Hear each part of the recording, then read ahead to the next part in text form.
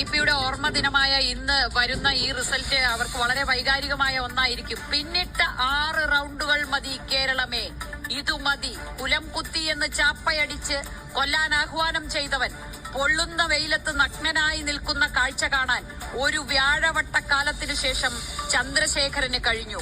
രാഷ്ട്രീയ കേരളത്തിന് അഭിവാദ്യങ്ങൾ എന്ന് കെ രമയുടെ പ്രതികരണം വരികയാണ്.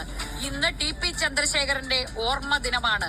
കണ്ണൂരിലേക്ക് നോക്കുമ്പോൾ പിണറായി വിജയൻ തന്നെ ധർമ്മടത്ത് പിന്നിൽ നിൽക്കുന്ന കാഴ്ചയാണ്.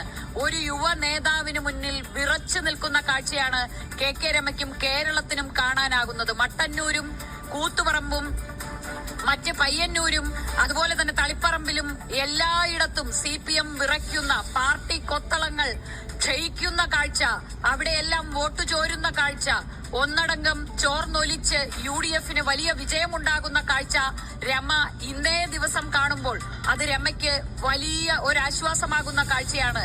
ചന്ദ്രശേഖരനെ കുലം കുത്തി എന്ന് വിളിച്ച ആ പാർട്ടി എങ്ങനെയാണ് പാർട്ടിയുടെ തത്വങ്ങളിൽ നിന്ന് അകന്നുപോയതെന്ന് ചന്ദ്രശേഖരൻ കാണിച്ചു കൊടുത്ത ആ പാർട്ടി ഇപ്പോൾ ആ പാർട്ടിയെ പാർട്ടിയുടെ പ്രവർത്തകർ തന്നെ ശിക്ഷിക്കുന്ന കാഴ്ച രമയ്ക്ക് ഇന്ന് തന്നെ കാണാൻ കഴിഞ്ഞു എന്നാണ് ഈ പ്രതികരണം കാണിക്കുന്നത്.